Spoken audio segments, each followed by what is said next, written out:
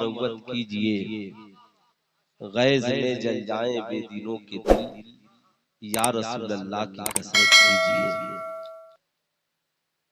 آج پوری دنیا جس مذہب پر حملہ آور ہے، اس مذہب کا نام مذہب اسلام ہے۔ آج پوری دنیا کے کفر مل کر یہ چاہتے ہیں کہ اسلام کو صفحۂ ہستی سے مٹا دیا جائے۔ آج یہودیت سے لے کر نصرانیت تک، عیسائیت سے لے کر ہنودیت تک، ہر مرتبہ فکر کے لوگ اپنی حیثیت کے مطابق کبھی نبی کے کردار پر حملہ آور ہے، کبھی اسلام کی حقانیت پر حملہ آور ہے، کبھی قرآن کی عظمت پر حملہ آور ہے، کبھی مسلمانوں کو ٹوپیاں پہنا کر کرتا پیجامہ پہنا کر اپنی مجلسوں میں بلا کر اسلام پر حملہ آور ہے۔ زمانہ چاہتا ہے اسلامی کردار، اسلامی تہذیب، اسلامی کلچر کو مٹا دیا جائے۔ ایسے پرفتن ماحول میں مسلمان بھی اپنے کردار کی اگر حفاظت نہ کریں، ہماری قوم کی بیٹیاں اپنے کریکٹر کی حفاظت نہ کریں، ہماری قوم کے والدین اپنے بچوں کی اسلامی تربیت نہ کریں، ہمارے ان جلسوں کے اسٹیج سے ہماری قوم کی اصلاح اور ایمان و عقیدے کے تحفظ کی بات نہ ہو، اور ہماری طبیعت اگر اس میں نہ لگے، تو ڈاکٹر اقبال نے کہا اللہ نے اس قوم کی حالت نہیں بدلی، نہ ہو احساس جسے خود اپنی حالت کے بدلنے کا۔ آج ہماری بیٹیوں کے سروں سے دوپٹہ سرک جائے، باپ کو فکر نہیں ہے۔ آج ہماری بیٹیاں لباس پہن کر ننگی نظر آئیں، ماؤں کو فکر نہیں ہے۔ آج ہمارے بچے کان میں بالی پہنے، باپ کو فکر نہیں ہے۔ آج ہمارا بیٹا ہاتھ میں کڑا پہنے، باپ کو فکر نہیں ہے۔ بیٹا شراب خانے جائے، باپ کو فکر نہیں ہے۔ بیٹا جوئے کا بازار گرم کرے، باپ کو فکر نہیں ہے۔ فجر کی اذان ہو اور ہماری اولادیں مسجدوں تک نہ پہنچے، ہمیں فکر نہ ہو۔ جب سماج اتنا بگڑ جائے، برائی کا بول بالا ہو جائے، انسان کی فکر مبہوت ہو جائے، انسان کی عقل کام نہ کرے، انسان حلال کو حلال سمجھنا اور حرام کو حرام سمجھنا چھوڑ دے، جب پورا سماج برائی میں ملوث ہو جائے، تو امام غزالی لکھتے ہیں ایک زمانہ آئے گا، اللہ کے نبی نے فرمایا کہ لوگ اپنے گھروں میں پوری رات گناہوں میں گزار دیں گے، گناہوں کی وجہ سے ان کے گھروں کو انسانوں سمیت زمین میں دھسا دیا جائے گا۔ صبح کو بستی کے لوگ پوچھیں گے بتا یہاں پر ایک مکان تھا کہاں چلا گیا؟ انسان کا پتہ نہیں ہوگا، مکانوں کا پتہ نہیں ہوگا۔ ایسا نہ ہو وہ زمانہ بھی بہت قریب آپ کو دیکھنے کو ملے گا۔ آپ نے دیکھا ہوگا آج جہاں جن کی باتیں سچ نہیں ہیں، جن کا کردار سچ نہیں ہے، جن کا پورا معاملہ جھوٹ کا بازار گرم ہے، وہاں لوگوں کی اتنی بھیڑ کہ سانس لینا مشکل ہے۔ مگر جہاں قرآن کی بات ہو رہی ہے، جہاں حدیث مصطفیٰ کی بات ہو رہی ہے، جہاں سے سچائی کا اعلان کیا جا رہا ہے، آج ہماری قوم کے شہزادے اور شہزادیوں کو ویسی مجلسوں میں طبیعتیں نہیں لگتی۔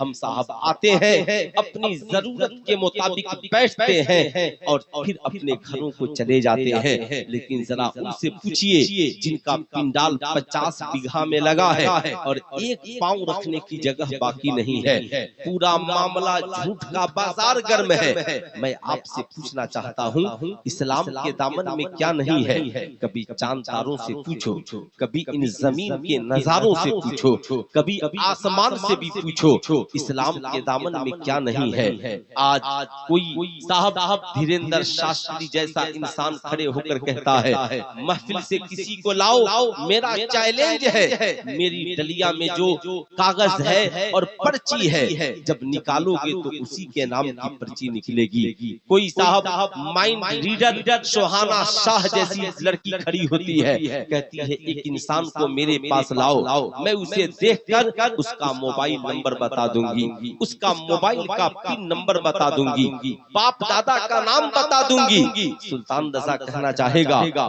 لوگوں کی عقل مبہوت ہو گئی، اب مسلمان بھی یہ سمجھنے لگتا ہے ان لوگوں سے زیادہ شکتیشالی مسلمانوں کے اندر کوئی نہیں ہے، ان لوگوں سے زیادہ پاورفل مسلمانوں کے اندر کوئی نہیں ہے۔ یہ باتیں وہ بولے گا جس نے نبی کی سیرت کا مطالعہ نہیں کیا ہے، جس نے نبی کے علم کا مطالعہ نہیں کیا ہے، جس نے مصطفیٰ جان رحمت کے کردار کا مطالعہ نہیں کیا ہے۔ دنیا میں کوئی ایسا بابا یا مائنڈ ریڈر پیدا نہیں ہوا جو ماضی بھی بتائے، حال بھی بتائے، مستقبل بھی بتائے، پاسٹ بھی بتائے، پریزنٹ بھی بتائے، فیوچر بھی بتائے۔ دنیا میں اللہ نے ایسا ایک ہی انسان بنایا ہے اور مصطفیٰ جان رحمت صلی اللہ علیہ وسلم کو بنایا ہے۔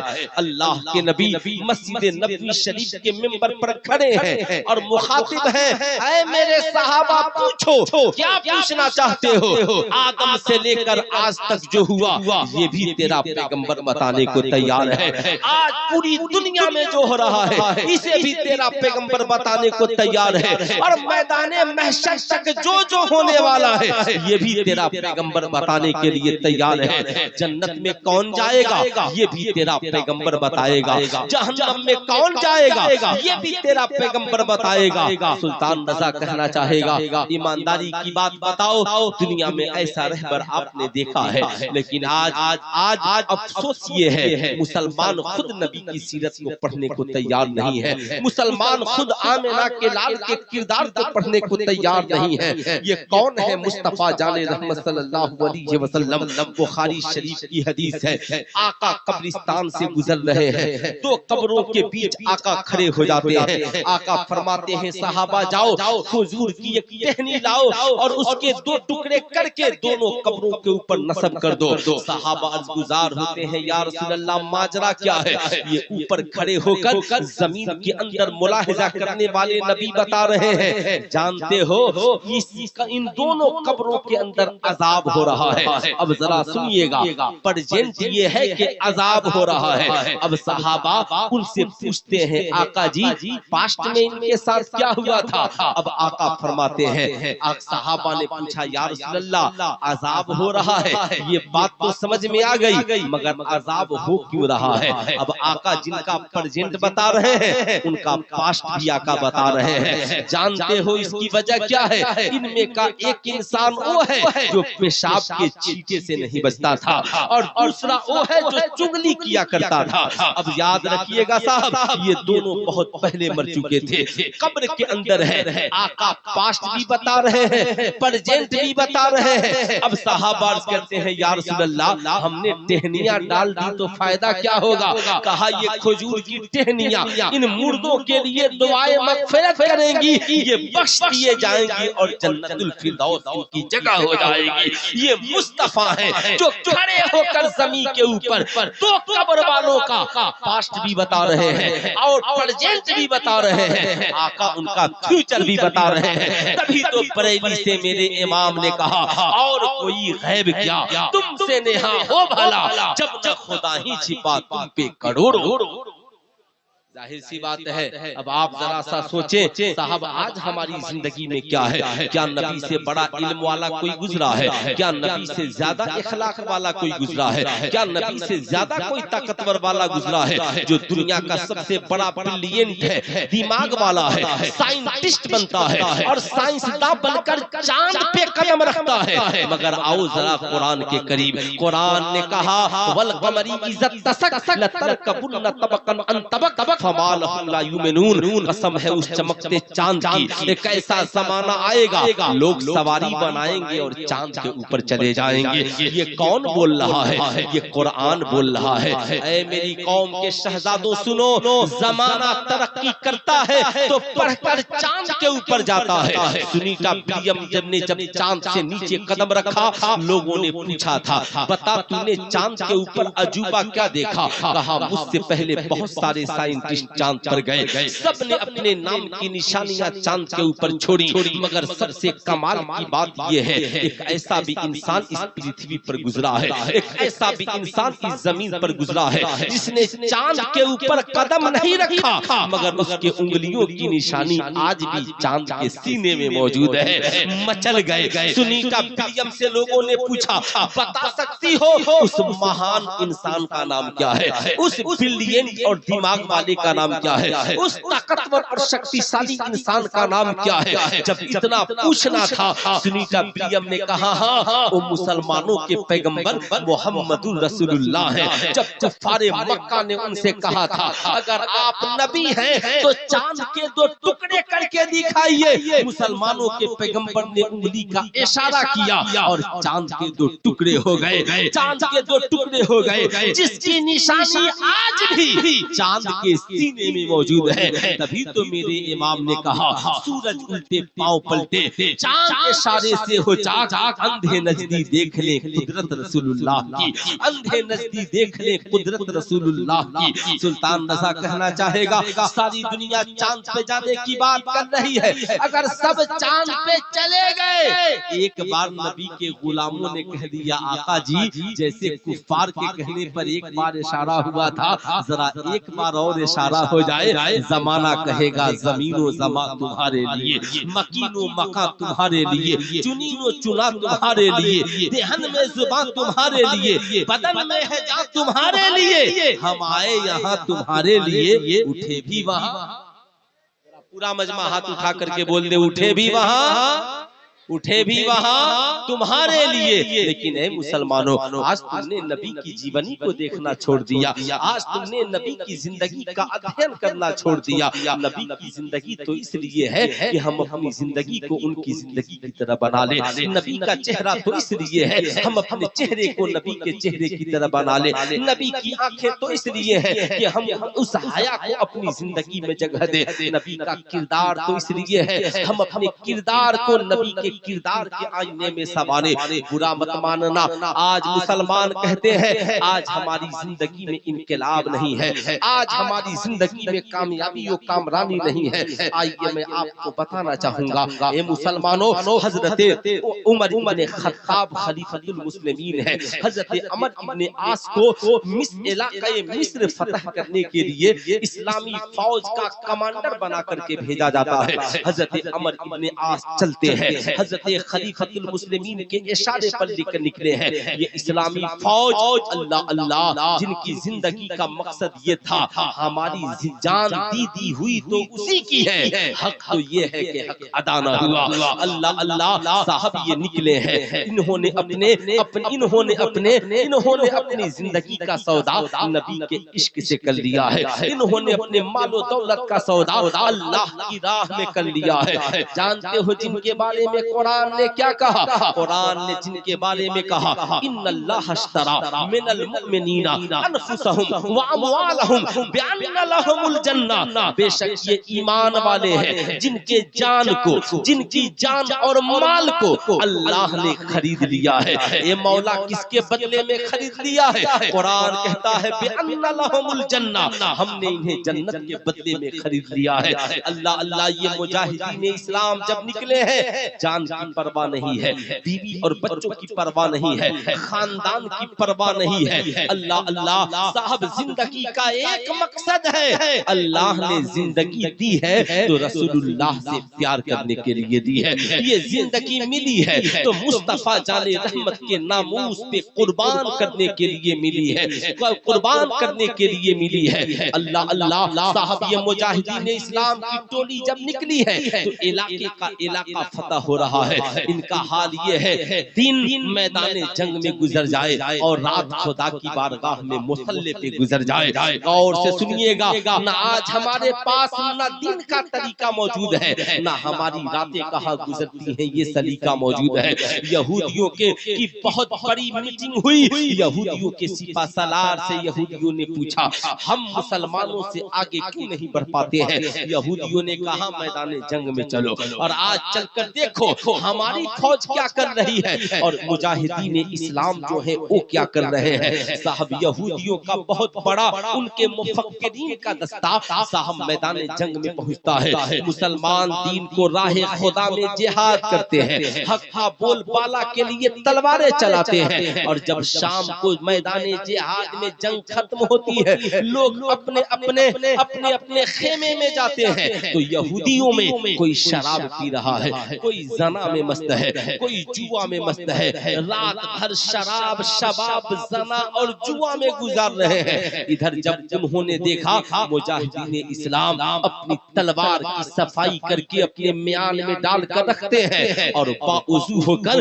کوئی مصلی بچھا کر کوئی سجدے میں گرا ہے، کوئی رکوع کر رہا ہے، کوئی قیام کر رہا ہے، کوئی قرآن کی تلاوت کر رہا ہے، پوری رات خدا کی عبادت میں گزر رہی ہے۔ مجاہدین اسلام کا جو چیف ہے حضرت عمر بن عاص، اللہ اللہ خدا کی بارگاہ میں دعا کر رہے ہیں، مالک و مولا ہماری لشکر کو کامیاب کر دے، ہماری تلواریں نیچے نہ ہونی پائے، مجاہدین اسلام کو جذبہ دے دے۔ یہودیوں کے مفکر نے کہا تم نے دیکھ لیا تمہاری قوم پوری رات شراب زنا اور شباب اور جوئے میں گزارتی ہے، اس لیے صبح کو تمہاری قوم لڑنے کے لائق نہیں ہوتی، اور مسلمان دن کو بھی خدا کی محبت میں گزارتے ہیں اور رات کو بھی مولا کی بارگاہ میں سر پر سجود ہو کر گزارتے ہیں۔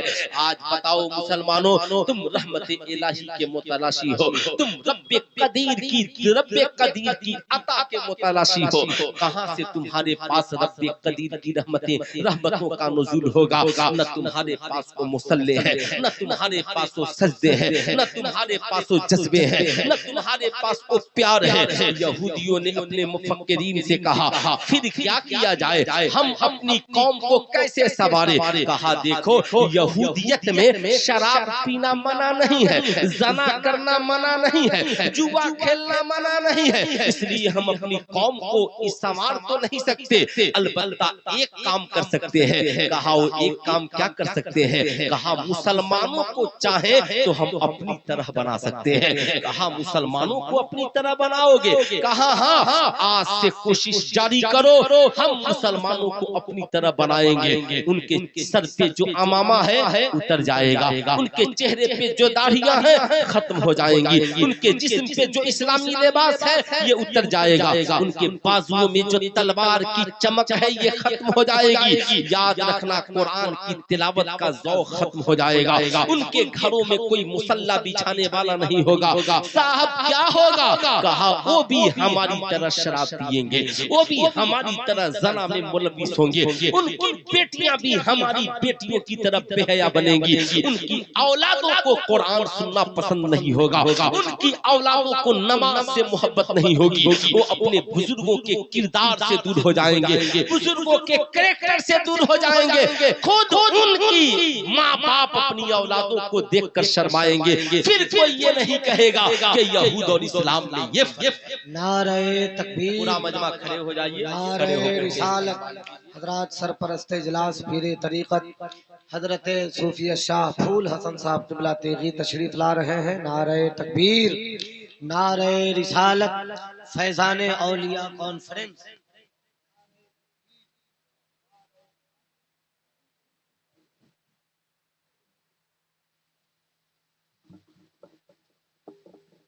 ماشاءاللہ آپ اپنے ماتھے کی نگاہوں سے دیکھ رہے ہیں گلے گلزار تیغیت پیر طریقت رہبر راہ شریعت حضرت علامہ پھول حسن تیغی صاحب قبلہ دامت برکاتہم العالیہ والقدسیہ تشریف لے آئے۔ اچھا یہ بتائیے اجازت ہے بولوں؟ ارے بولیے، کوئی زبردستی کی بات نہیں ہے، کوئی زبردستی کی بات نہیں ہے۔ پیچھے والے آپ لوگ سننا چاہتے ہیں؟ جو لوگ پیچھے بیٹھے ہو بھی ذرا ہاتھ اٹھا کر بول دیں، بات تو بہت بری لگ رہی ہوگی لیکن تھوڑی سی ماشاءاللہ سننا چاہتے ہیں نا تو ذرا سا ہے نا 2-4 قدم چل کر کے آگے آ جائیے۔ یہ جو کرسیاں خالی ہیں نا اسے پر کر لیجئے. ماشاءاللہ آپ نبی کی محفل کو خوبصورت بنائیں گے، مولا آپ کی زندگی کو خوبصورت بنا دے گا. اب ذرا غور سے سنیے گا. یہودیوں نے کہا میں اس پہ تبصرہ کروں گا، بتاؤں گا یہودیوں نے کیا کہا. یہودیوں نے کہا مسلمانوں کے خلاف مشن تیار کرو، آج نہیں ہمارا یہ مشن 100 سال بعد کام کرے گا.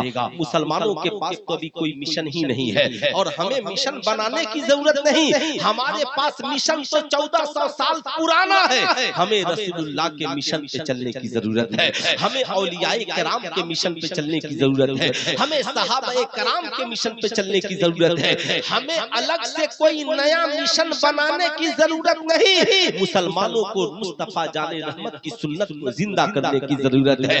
یہودیوں نے کہا کرنا کیا ہوگا؟ کہا کرنا یہ ہوگا کہ مسلمانوں کے ذہن سے قرآن کی محبت کو مٹانا ہوگا، مسلمانوں کے ذہن سے رسول اللہ کے پیار کو مٹانا ہوگا.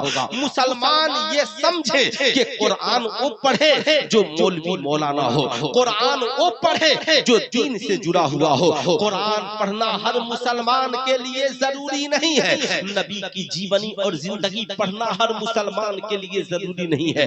مسلمانوں کو یہ سمجھانا ہوگا داڑھی رکھنا ہر مسلمان کے لیے ضروری نہیں ہے، ٹوپی اور کرتا پیجامہ پہننا ہر مسلمان کے لیے ضروری نہیں ہے. مسلمانوں کی بیٹیوں کو بتانا ہوگا کہ نقاب پہننا، حجاب میں رہنا، اسلامی کلچر اور تہذیب کو سیکھنا ہر مسلمان عورت کے لیے ضروری نہیں ہے. اب صاحب جانتے ہیں کیا ہوا؟ کہا مشن بناؤ، مسلمانوں کو کہو، مسلمانوں کو سمجھاؤ. کہا سمجھایا کیسے جائے گا؟ مسلمانوں کو قرآن سے دور کیسے کیا جائے گا؟ مسلمان تو گلے میں قرآن لٹکا کر چلتے ہیں، مسلمان تو بیٹھتے ہیں تو رسول اللہ کی باتیں کرتے ہیں. ان یہودیوں نے کہا تھا معلوم ہے ہمیں ان کے گھر میں جانا ہوگا. کہا گھروں میں کیسے جاؤ گے؟ کہا ایسی مشین بناؤ ہماری آوازیں ان کے کانوں تک پہنچ جائے. یہودیوں نے سب سے پہلے ریڈیو کو وجود بخشا اور ریڈیو کے ذریعہ طرح طرح کے سیریل پروگرام اور چینل لائے. کہا قرآن کی بولی سنتے ہو، آؤ ہمارے پاس، ہم تجھے بی بی بھارتی دیں گے، ہم تجھے بی بی سی لندن دیں گے. آج نتیجہ کیا نکلا؟ وہ مسلمان جو قرآن پڑھ کر کہتے تھے اللہ نے قرآن میں یہ کہا ہے اذا زلزلت الارض زلزالها واخرجت الارض اثقالها وقال الانسان ما لها. ایک وقت آئے گا اللہ زمین کو ہلا دے گا، زمین اپنے خزانے کو اگل دے گی. قال الانسان ما لها، لوگ ایک دوسرے سے ملیں گے تو کہیں گے یہ کیا ہو گیا ہے. جانتے ہیں صاحب مسلمان بھول گئے کہ قرآن نے کیا کہا ہے. اللہ کے نبی نے فرمایا ایک زمانہ آئے گا کہ قرآن کی تعلیم لوگ دنیا حاصل کرنے کے لیے پڑھیں گے. ایک زمانہ آئے گا ناچ گانا شراب عام ہو جائے گا. ایک زمانہ ایسا آئے گا اولادیں ماں باپ کی نافرمان ہو جائیں گی، لوگ دوستوں سے محبت کریں گے، اپنے بھائی بہن اور ماں باپ سے نفرت کریں گے. شراب پانی کی طرف پیا جائے گا، رات کو عیاشیوں کی محفلیں سجائی جائیں گی، ناچنے والوں کی کثرت ہوگی. آج آپ سڑک پر دیکھیے، جدھر دیکھیے ناچ گانے کا بازار گرم ہے. کفر اور اسلام میں فرق تو یہی ہے کہ کافروں کی بیٹیاں سڑکوں پر ناچتی ہیں اور مسلمانوں کی بیٹیاں نکلتی ہیں تو پردے کے ساتھ نکلتی ہیں. لیکن آج مسلم بیٹیوں نے بھی اگر یہی کلچر اور تہذیب اپنا لیا تو سمجھ لو یہودیوں کا مشن کامیاب ہو رہا ہے. اور صرف اس لیے کہ ہم نے نبی کی سیرت کو اپنانا چھوڑ دیا.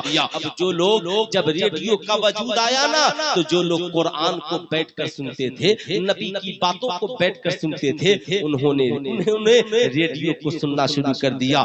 دیکھا اب ان کا ذہن آوارہ ہو گیا ہے، یہ گانا سننے والے ہو گئے ہیں، ڈرامہ سننے والے ہو گئے ہیں، انہیں لت لگ گئی ہے. کہا اب ٹی وی بناؤ اور سب کے گھر میں پہنچاؤ. بتاؤ ٹی وی نہیں تو کچھ بھی نہیں ہے، آؤ ہم تجھے دکھاتے ہیں. نتیجہ کیا نکلا؟ یہودیوں نے ٹی وی کو وجود بخشا اور کہا ٹی وی ان کے مکانوں میں رہے لیکن چینل ہمارا چلے. آج 1 سے 2 چینل آپ کا چلتا ہے، 1 لاکھ چینل یہودیوں کے چلتے ہیں. اسلام کے خلاف جب ٹی وی کا وجود ہوا تو انہوں نے کہا مسلمانوں کے کردار کو ماس میڈیا کے ذریعہ یعنی فلم کے ذریعہ، موویز کے ذریعہ، آرٹیکل کے ذریعہ برباد کیا جائے. مسلمانوں کی شریعت پر حملہ کرنے کے لیے بھارت کے فلم انڈسٹریز میں نکاح جیسی فلم کو بنایا گیا. مسلمانوں کی شباہت کو خراب کرنے کے لیے آج فلم انڈسٹریز میں کبھی جہاد کو دکھایا جاتا ہے, کبھی مسلم بیٹیوں کو پردہ بنا کر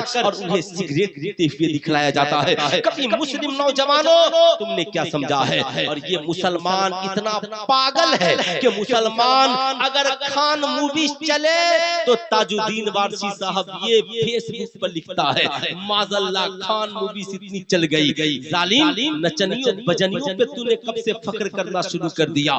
کیا تجھے معلوم نہیں کہ اسلام میں فلم دیکھنا, ناچ گانا باجا کل بھی حرام تھا اور آج بھی حرام ہے. مسلمانوں کو فخر صاحب ممبئی کے ناچنے اور گانے والے پٹھان پر نہیں, مسلمانوں کو بھارت میں اگر کسی خان پر فخر ہے تو بریلی کے احمد رضا خان پر فخر ہے, جنہوں نے بھارت کے مسلمانوں کو نچنیاں اور بجنیاں نہیں بلکہ عاشق مصطفیٰ بنا. نعرہ تکبیر, نعرہ رسالت, زندہ باد زندہ باد, عاشق مصطفیٰ بنایا ہے. نتیجہ کیا نکلا, ہم یہودیوں کے جال میں پھنستے چلے گئے, ہماری بیٹیوں کے سر سے دوپٹہ اتر گیا, نوجوانوں کے سروں سے ٹوپیاں اتر گئی, نوجوانوں نے داڑھی رکھنا عیب سمجھ لیا, ہم نے قرآن کی تلاوت کو بوجھ سمجھ لیا, ہم نے مسجدوں میں جانا چھوڑ دیا, رب کو ہم نے ناراض کیا, رسول اللہ کو ہم نے ناراض کیا, بزرگوں کو ہم نے ناراض کیا, اس لیے کہ جب ہم نے ان کے کردار و کریکٹر کو چھوڑ دیا تو بتاؤ ہم نے ناراض کیا کہ نہیں کیا. آؤ میں تجھے بتانا چاہوں گا, آج ہم نے فرائض کو چھوڑ دیا, آج ہم نے واجبات کو چھوڑ دیا. آج بتاؤ کتنے نوجوان ہیں جنہیں داڑھی رکھنا پسند ہو, آج کتنے نوجوان ہیں صاحب جنہیں نماز پسند ہو, کتنے نوجوان ہیں جنہیں اسلامی تہذیب اسلامی کردار و کریکٹر پسند ہو.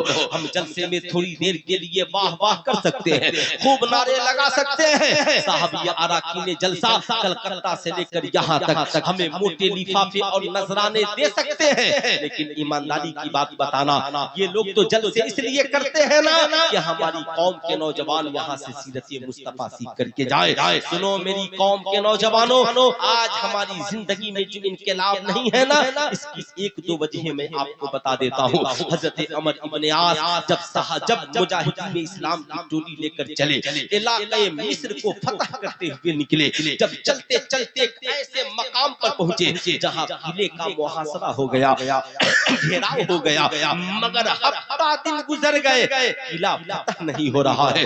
جانتے ہو مجاہدین اسلام پریشان ہیں. حضرت عمر ابن عاص نے حضرت عمر ابن خطاب کو ایک خط لکھا, یا امیر المومنین سلام محبت قبول فرمائے, ہم یہاں پہ میدان جنگ میں لڑ رہے ہیں, کامیابی ملتی چلی آئی, مگر ہم نے کیسے قلعے کا محاصرہ کیا ہے جہاں ہفتے دن سے ہم محاصرے میں ہیں, مگر میدان جنگ میں کامیابی نہیں مل رہی ہے. یا امیر المومنین اس کی وجہ کیا ہو سکتی ہے؟ سنو عمر ابن خطاب کا جواب, لکھتے ہیں وعلیکم السلام, اے عمر ابن عاص مجاہدین اسلام کو جمع کرو اور جمع کر کے پوچھو کہ تم سے آقا کی کوئی سنت تو نہیں چھوٹ رہی ہے. کیا کہا عمر ابن خطاب نے؟ آج تو ہم لوگوں کا کام یہ ہے, اچھا کامیابی نہیں مل رہی ہے, تعویذ لکھوا لیجیے. کامیابی نہیں مل رہی ہے, جائیے نہ جائیے, پیر صاحب آئے ہیں, ارے بھائی بے شک پیر صاحب دعا کریں گے, اللہ والے دعا کریں گے, لیکن حضرت عمر ابن خطاب نے کیا کہا, عمر سے بھی بڑا کوئی ولی ہے ادھر؟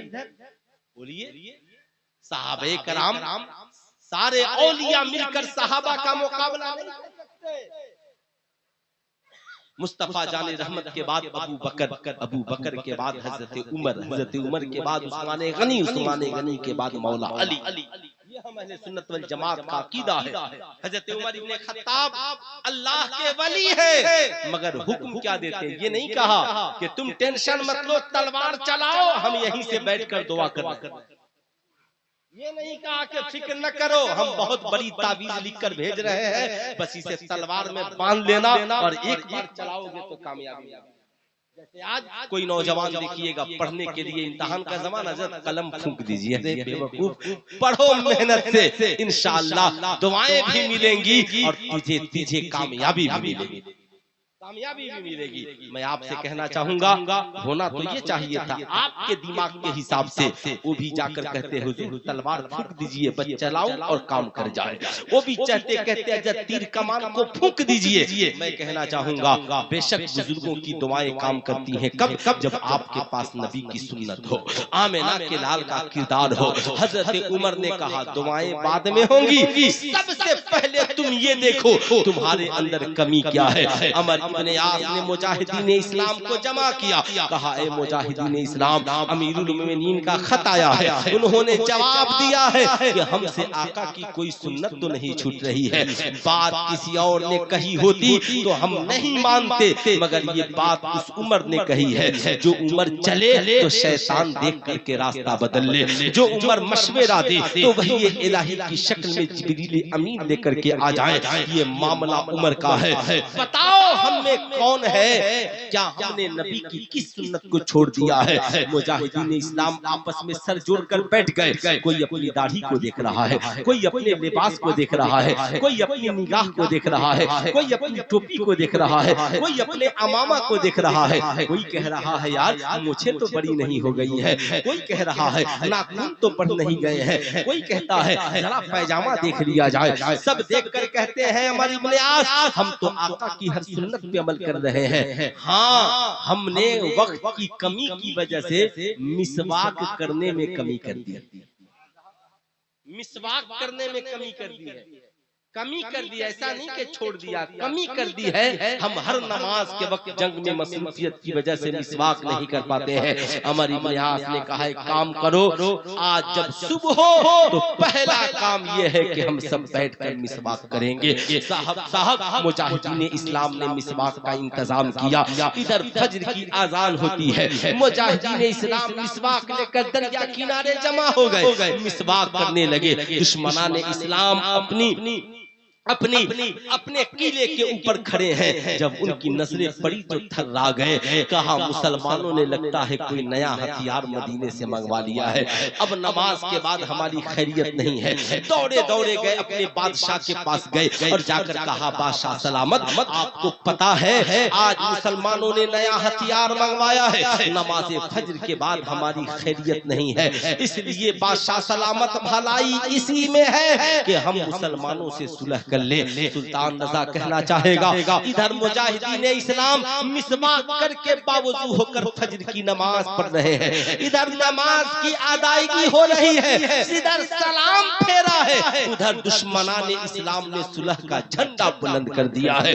سلطان رضا کہنا چاہے گا اگر مجاہدین اسلام آقا کی ایک سنت میں کمی کر دے تو انہیں کامیابی سے روک دیا جائے۔ اے میری قوم کا نوجوان، تو کس منہ سے کامیابی مانگ رہا ہے؟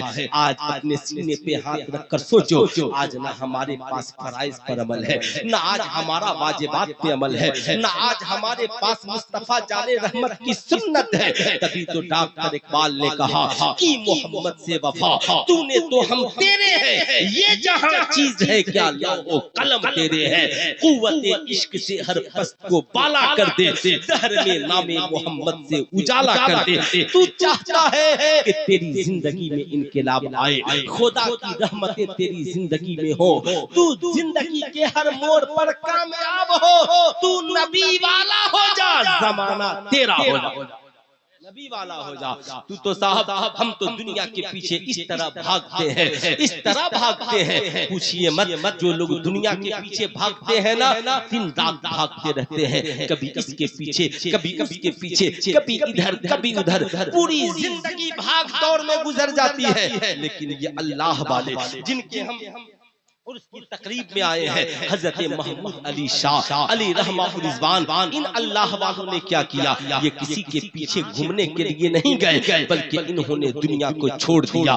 خواجہ غریب نواز نے کیا کیا؟ سرکار غوث اعظم نے کیا کیا؟ اعلیٰ حضرت نے کیا کیا؟ حافظ ملت نے کیا کیا؟ مجاہد ملت نے کیا کیا؟ نظام الدین اولیاء نے کیا کیا؟ محبوب الہی نے کیا کیا؟ مخدوم بہاری نے کیا کیا؟ حضور تیغ علی نے کیا کیا، حضور تاج الشریعہ نے کیا کیا، یہ دنیا کے پیچھے نہیں پڑے بلکہ انہوں نے اپنی زندگی کو خدا کے حوالے کر دیا، اپنی زندگی کو رسول اللہ کی سنت سے سجا لیا، اپنے کردار و کریکٹر کو رسول اللہ کے کردار و کریکٹر سے سجا لیا۔ نتیجہ یہ نکلا یہ رسول والے ہو گئے، یہ خدا والے ہو گئے۔ جب یہ رسول اور خدا والے ہو گئے تو ساری دنیا ان کے قدموں میں آ گئی۔ آج ایمانداری سے بتاؤ، جو زمانے کے پیچھے گھوم رہا ہے وہ ہر روز کاریالے کا چکر لگاتا ہے، آج کون منتری ہوگا جو غریب نواز کے در کا چکر نہیں لگاتا ہے؟ کون بھارت کا انسان ہوگا جو غریب نواز کی چوکھٹ پہ حاضری نہیں دیتا ہے؟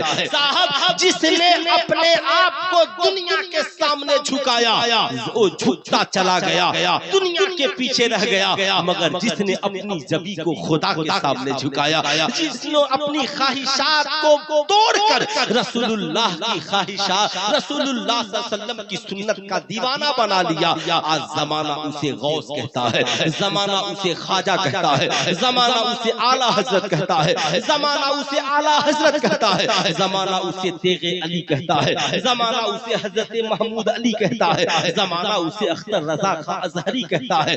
صاحب کامیابی اس میں نہیں ہے کہ ہم پوری مشینری دنیا کمانے میں لگا دیں، جب پوری مشینری دنیا کمانے میں لگا دیں گے تو صاحب آخرت کا سودا ہمارا بہت گھاٹے کا ہوگا۔ نتیجہ کیا نکلا؟ آج ہماری دنیا بھی ہمارے ہاتھ سے گئی، اور آخرت میں جو رسوائی ہوگی صاحب اس کا کبھی آپ نے سوچا نہیں ہوگا۔ آج ہمارا کردار ہم سے چھن گیا، آج ہمارا کریکٹر ہم سے چھن گیا۔ نتیجہ کیا نکلا؟ ہماری بیٹیاں زنا کرتی ہوئی نظر آ رہی ہیں، ہمارے نوجوان شراب پیتے ہوئے نظر آ رہے ہیں، ہمارے نوجوان جوا کھیلتے ہوئے نظر آ رہے ہیں۔ کیا مسلمانوں کا یہی کردار ہونا چاہیے؟ کیا مسلمانوں کا یہی کریکٹر ہونا چاہیے؟ یاد رکھیے گا، زندگی کو بامقصد بنائیے، شراب زنا جوا سے توبہ کیجئے، گناہوں سے دور ہوئیے، آپس میں رشتوں کو بحال کیجئے۔ آج ہمارے سماج میں رشتے اس قدر ٹوٹ رہے ہیں کہ صاحب پوچھئے مت، آج بیٹا ماں سے الگ ہے، بھائی بھائی سے الگ ہے، پڑوسی پڑوسی سے الگ ہے۔ جانتے ہیں صاحب اس کا نتیجہ اور انجام کبھی آپ نے سوچا ہے؟ مصطفیٰ جان رحمت صلی اللہ علیہ وسلم ہے، صحابہ کی ٹولی تھی، اگر ایک کو پیاس لگتی تو دوسرا بے چین ہو جاتا، ایک کو زخم لگ جائے تو دوسرا تکلیف میں پڑ جاتا، مگر یاد رکھنا، آؤ مصطفیٰ جان رحمت صلی اللہ علیہ وسلم ہے، صحابہ کرام کی مجلس میں آقا تشریف لے جاتے ہیں، جو ہی آقا کریم صحابہ کی مجلس میں تشریف لے گئے، آقا نے اعلان فرمایا میری مجلس سے وہ نکل جائے جنہوں نے آپس میں رشتوں کو توڑ لیا، میری مجلس سے وہ نکل جائے جنہوں نے آپس میں رشتوں کو توڑ لیا ہے۔ ایک نوجوان آنکھوں میں آنسوؤں کے قطرات لیے کھڑا ہوا، دوڑے دوڑے اپنے خالہ کے گھر گیا، بہت دنوں کے بعد پہنچا تھا، سلام کیا، کہا خالہ، خالہ نے جواب دیا، کہا شہزادے کیسے آنا ہوا؟ کہا آج آقا کریم جلال میں ہے۔ آقا کریم نے فرمایا جس نے آپس میں رشتے توڑ لیے ہو مجلس سے نکل جائے۔ خالہ نے کہا کیا تجھے نہیں معلوم کہ مومن کا جو رشتہ منقطع ہوتا ہے ٹوٹتا ہے وہ 3 دن سے زیادہ کا نہیں، یعنی مومن اگر آپس میں رشتہ توڑتا ہے تو 3 دن سے زیادہ کا نہیں۔ یہاں تو مسلمانوں کا حال یہ ہے، پارٹی پارٹی ہے، خاندان خاندان کھیل رہا ہے، بھائی بھائی میں نفرت کی دیوار ہے، رشتہ دار میں نفرت کی دیوار ہے، بیٹا ماں سے رشتہ توڑ لیا ہے، بہو ساس سے رشتہ توڑ لی ہے، بھائی بھائی کو دیکھنے کے لیے تیار نہیں ہے، پڑوسی پڑوسی سے بات کرنے کے لیے تیار نہیں ہے۔ اللہ کے نبی نے فرمایا خبردار 3 دن سے زیادہ آپس میں رشتوں کو توڑ کے نہ رکھنا، اگر کسی سے انبن ہو جائے تیسرے دن سلام کرنے کے لیے پہنچ جانا۔